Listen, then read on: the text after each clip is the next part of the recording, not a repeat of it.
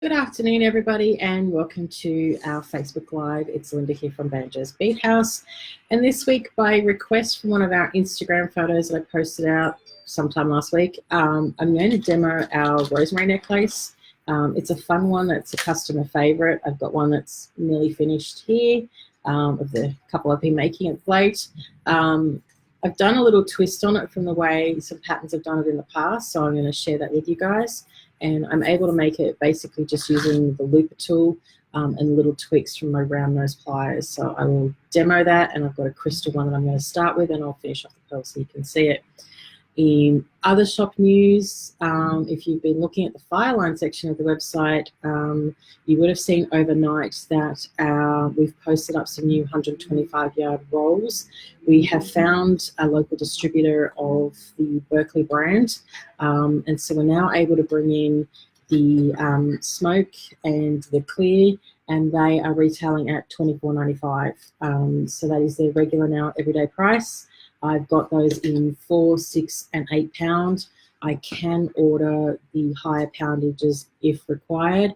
I did have a request, could I get the 1,500-yard rolls? They're not available to this distributor within Australia. So I've tried, but unfortunately they're not available for me to be able to access. But we do have brand new, great pricing on the 125-yard rolls. So I have some in stock. I will be taking all of my stock with me to BSV this Sunday. So if I sell out, the great thing is I can have it here pretty much within a 72-hour turnaround time from this distributor, which was fantastic this week. So great little discovery, and definitely great being able to drop the price on a Seed Beaters essential fiber. So I'm going to tip the camera down, and we're going to have a little bit of fun making one of my favorite designs, the Rosemary necklace. So just sit you guys down and spin you around. So for this, I'm using the medium-sized looper, which is the 2.25 millimeter, or the yellow handle looper. The reason I'm doing this is if I use the gray one, the loop won't fit over my bugle bead.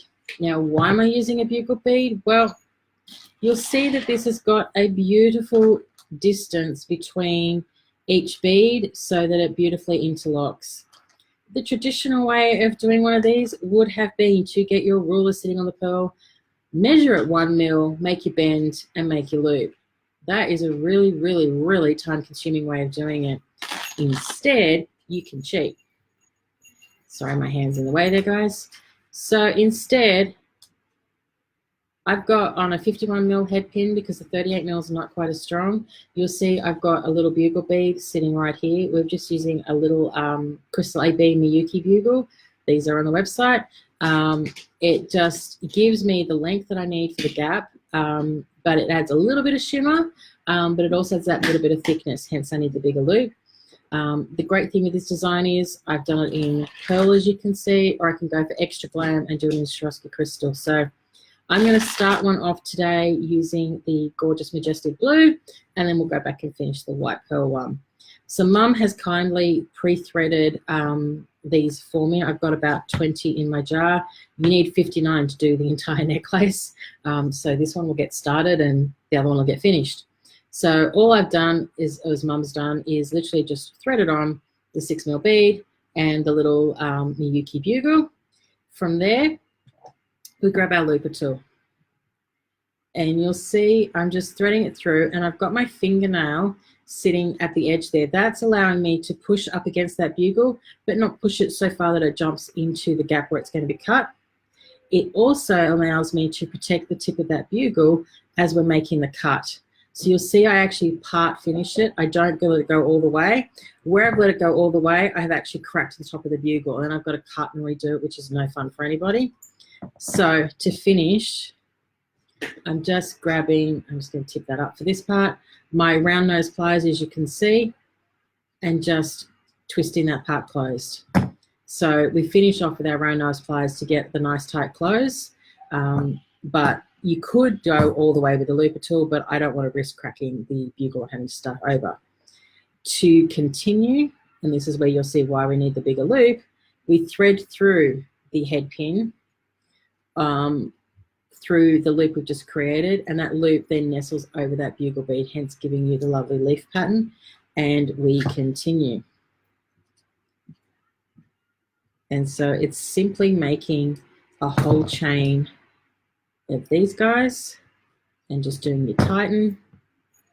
Grab your next one, and this is where having a little bowl of them already pre-done is very, very handy. One, you don't have to have count, and they're very easy to grab so that you can just sit here and do your loop, do your tighten, and pick up your next one. So as you see, you start to build up a little chain. I have done this with just this many and made a really simple but quite stunning lightweight earring.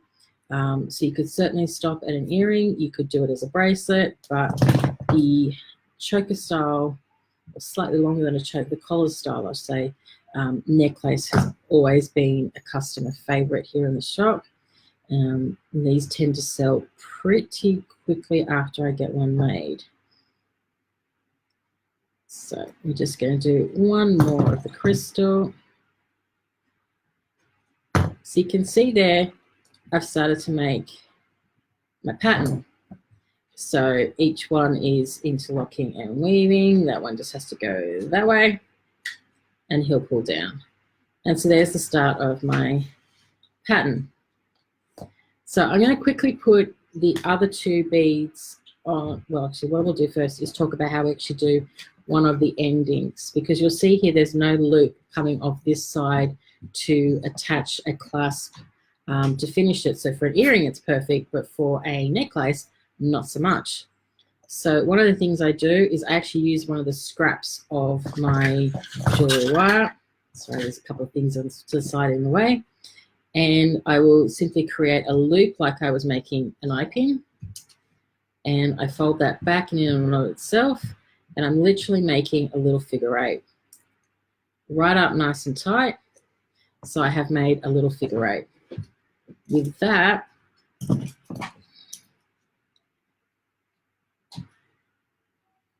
I'm just lifting one side and around my end crystal. Oops. Threading it on. It's not the easiest thing in the world to do it this way. If you are smart and you've got a scrap of head pin wire lying around before you begin, create this loop first and then thread your first bead through that so it locks it into place. But what you'll see there is I now have, as we lay this out, a little link that I can do a jump ring through to create the back end for a necklace. So we're going to put those guys away. We're going to come back to my pearl, get him untangled. It's the challenge of this design, they do like to tangle. So you'll see here on the end, I've already got my little figure eight loop on that end.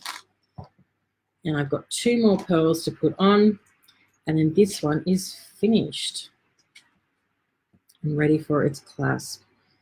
So we are just threading on, looping around, making sure we don't crack our bugle.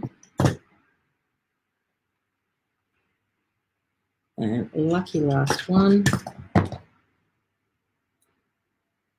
Again, finger just in there to stop cracking that. It's the same technique I use if I am doing a 4mm crystal bicone. I find that with the 1.5mm looper, every now and then I'll crack the top of a crystal, so I put my finger in there and I hand finish them off in order to avoid that.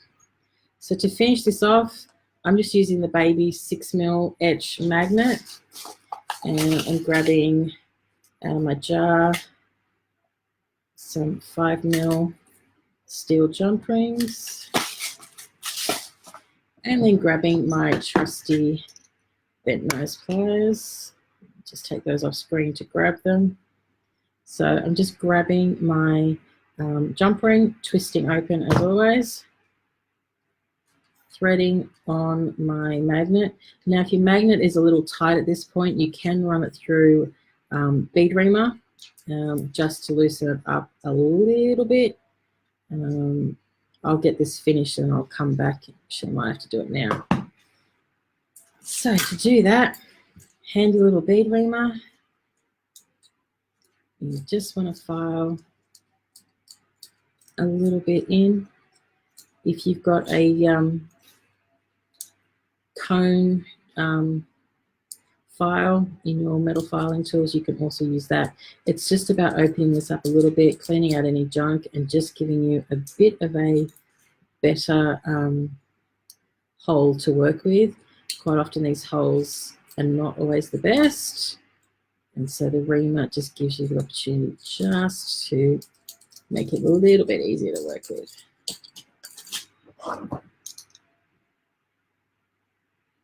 Okay, so we're going back to our jump ring.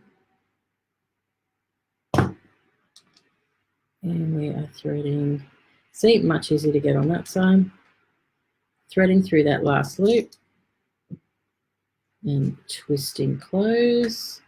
Now to find my other jump ring on the table. Got it, it's buried itself in the crack between the two mats here. Grabbing the other jump ring, which is already nice and open, and finding that end where I've got that figure 8, and just looping through the other side of that figure 8,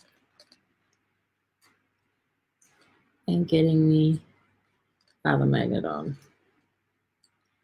Just found the troublesome end again. It's always one side that slides on nice and easy, and one side that wants to give you just a little bit of trouble. He's on enough that I can actually get him closed. Sometimes it's easier if you actually separate the magnet in order to be able to achieve that. But he's on there nice and securely. And with that, we have the Rosemary necklace. I know you missed this at the start, Karina, but you can always watch us on the replay. This just will need a little bit of straightening to detangle it. It's one of the joys of this necklace, is the sitting there and detangling it. Helps if you unplug it from its magnet as you're doing that. I think I've got it right, but it will work itself out. But that's essentially my favorite little rosemary necklace. I like it because it reminds me of the sprigs of rosemary that are worn around Anzac time. So it's just a fun, simple way of making a really stunning little piece just using 2 beads that often are in your stash. A lot of head pins and some work, but the great thing is the bugle bead gives you that nice little space. You get that great consistency, so it does make this design really easy to achieve. You can, as I said, if you don't add that little link, you can turn it into a stunning little earring. And it's great either with pearls, Swarovski crystals, or any other beads in your stash. I've used a 6mm with the bugle. Have done it with the 8, didn't really like it. Did it with 4 and it just didn't quite work. So the 6mm for me is the perfect way to go. So that's it for us for this week. If you are in Melbourne, we will be at the BSV monthly meeting this Sunday. We are flying down for the day. And next Saturday, I will be at the MacArthur Bead Society monthly meeting. If you're coming along, they have a Byzantine theme challenge for your pieces. And there will be a wire flower weaving class taught by one of the members, Christine McCarlan. So that is open to everybody in the Sydney area to come along and attend as well. There's details of that one posted up on our website. So hopefully I may see some of you at either of those events. If not, I will see you here at a similar time next Friday for our next Facebook Live video. Bye for now.